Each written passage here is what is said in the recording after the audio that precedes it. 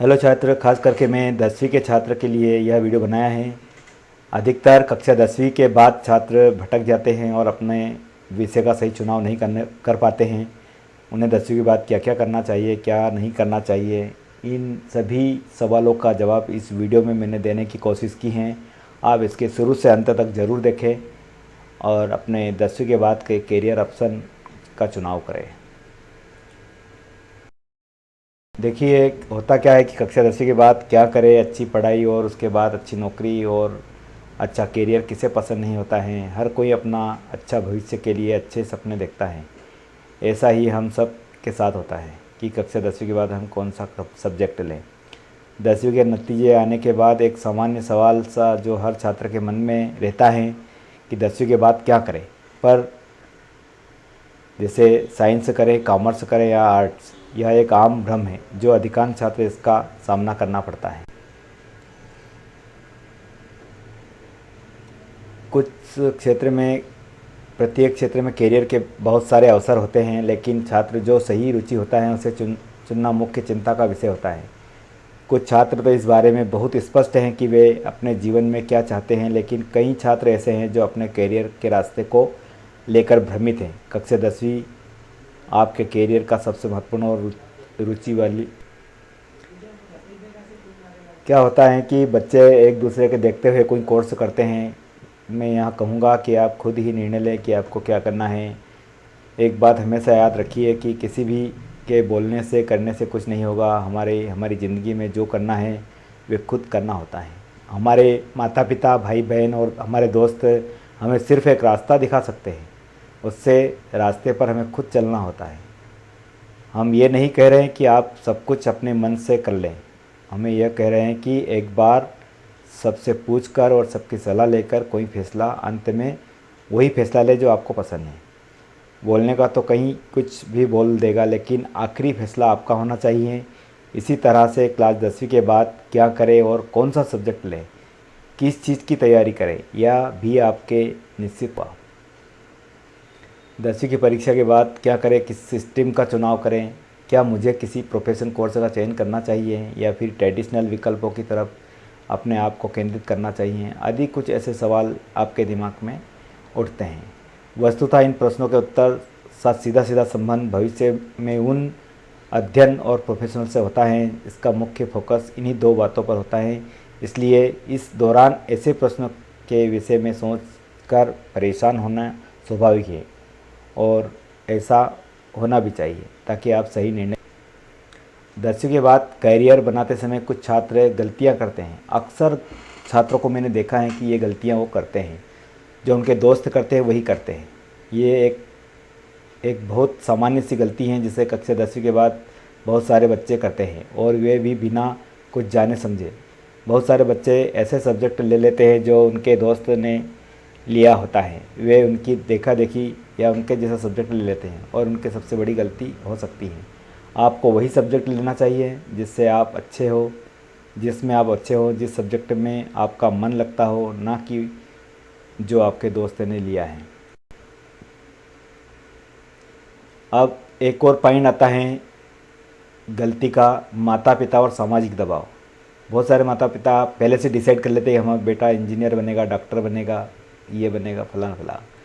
मेरा तो ये मानना है कि आपने अपने पापा से कहा कि आपको आर्ट्स लेना है, लेकिन आपके पापा ना बोले कि आर्ट में कोई फ्यूचर नहीं है, तुमको साइंस लेना चाहिए, जिससे उनके बच्चों में ने ये फलाने के बच्चे ने लिया है या उसने लिया है और वे देखो आज कितनी अच्छी नौकरी कर रहे हैं। हम मानते हैं कि माता पिता को हमारी चिंता होती है, लेकिन कुछ डिसीजन ऐसे होते हैं जिन्हें हम खुद लेना होता है, क्योंकि माता पिता ने जो देखा हुआ होता है वो आपको कहते हैं, लेकिन सही निर्णय और सही चुनाव आप स्वयं। बहुत सारे बच्चों में ज्ञान की कमी होती है, वो किसी भी कहने में अपना निर्णय बदल देते हैं और गलतियां कर बैठते हैं। 10वीं के बाद करियर के विकल्प की कोई कमी नहीं है। अगर हम आज से 10-20 साल पहले की बात करें तो चुनने के लिए बहुत कम करियर विकल्प थे, लेकिन अब ऐसा बिल्कुल नहीं है। आज के समय में बहुत सारे करियर उपलब्ध हैं। अगर किसी चीज़ की कमी है तो निर्णय लेने की। अब मैं आपको बताने जा रहा हूँ जो ट्रेडिशनल कोर्स हैं कक्षा 10वीं के बाद आप क्या करें। साइंस है। साइंस एक महत्वपूर्ण सब्जेक्ट होता है जो बहुत सारे करियर के रास्ते को खोलता है। माता पिता और छात्रों के लिए विज्ञान सबसे लोकप्रिय और पसंदीदा करियर विकल्प हैं। Science stream engineering, medical, IT जैसे कई आकर्षक करियर विकल्प प्रदान करता है। साइंस लेने का सबसे बड़ा फ़ायदा यह है कि इसके बाद जब आप कॉलेज जाएंगे तो वहाँ आपको कोई और कोर्स जैसे कॉमर्स, आर्ट्स को भी ले सकते हैं। साइंस लेने के आपके अंदर किसी भी प्रॉब्लम को सॉल्व करने की अच्छी क्षमता हो जाती हैं। साइंस से आज के टेक्नोलॉजी के हिसाब से सबसे अच्छा सब्जेक्ट हो सकता है। आगे आने वाली नई टेक्नोलॉजी सीखने और बनाने में आपकी मदद कर सकता है। साइंस 10वीं के बाद साइंस किसे लेना चाहिए, कौन कौन स्टूडेंट को साइंस लेना चाहिए, ये स्पष्ट है। अगर आपको टेक्नोलॉजी अच्छी लगती है और आपका अगर टेक्नोलॉजी के प्रति इंटरेस्ट है या 10वीं के बाद साइंस आपके लिए एक अच्छा विकल्प है। अगर आप इंजीनियरिंग फील्ड में जाना चाहते हैं तो आप फिजिक्स, केमिस्ट्री, मैथ्स, पीसीएम ले सकते हैं।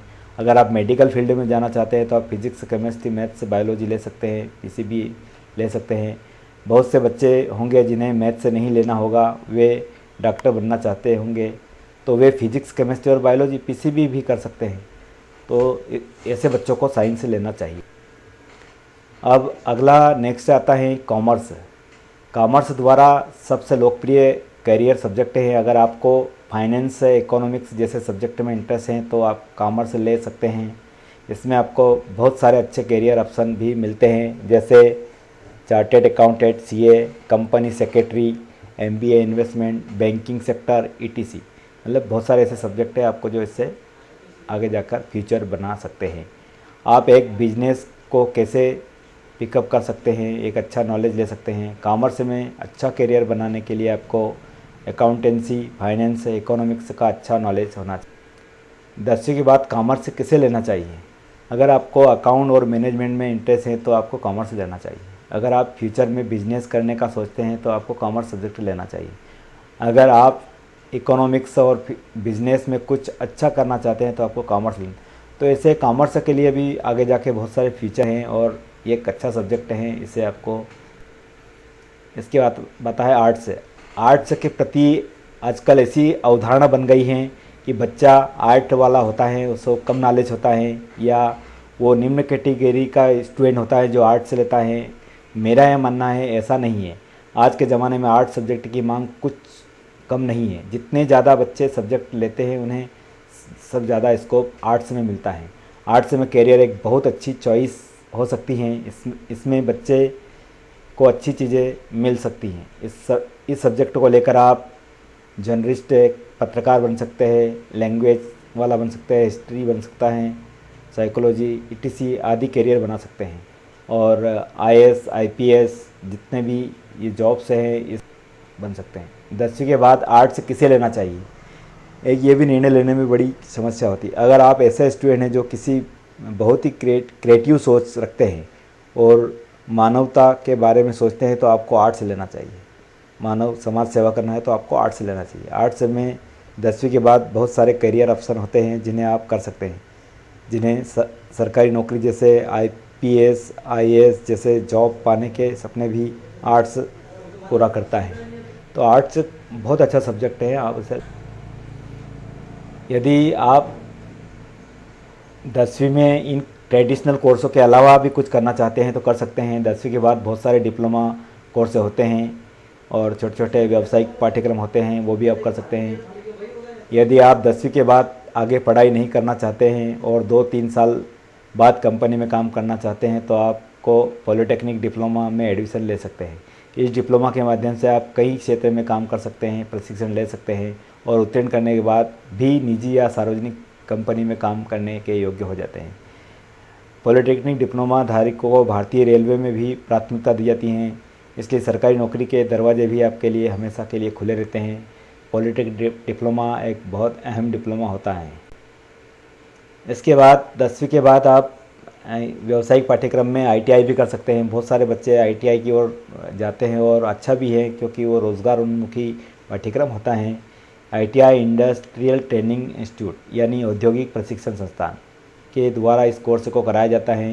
यह कोर्स पॉलिटेक्निक डिप्लोमा से छोटा भाई है। पॉलिटेक्निक डिप्लोमा होता है उससे उसका छोटा भाई है। ये संस्थाएं हर शहर कस्बे में होती हैं और सरकारी तथा निजी दोनों प्रकार की होती हैं।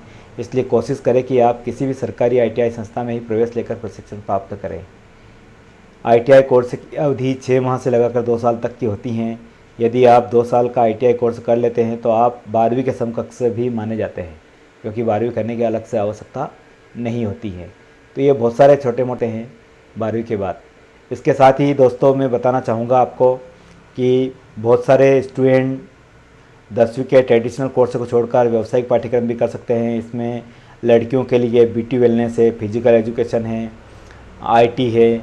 ऐसे बहुत सारे सेक्टर वर्तमान में शासकीय विद्यालय और अशासकीय विद्यालय में प्रचलित है। उन्हें भी आप अतिरिक्त सब्जेक्ट लेकर के कर सकते हैं। आपको यह वीडियो कैसा लगा और कमेंट बॉक्स में आप ज़रूर बताएं, और लाइक की बटन और सब विषय से संबंधित कोई भी आपको क्यूरी हो तो ज़रूर कमेंट बॉक्स में आप दें, उसका सवाल देने की मैं कोशिश करूँगा। धन्यवाद। Thank you.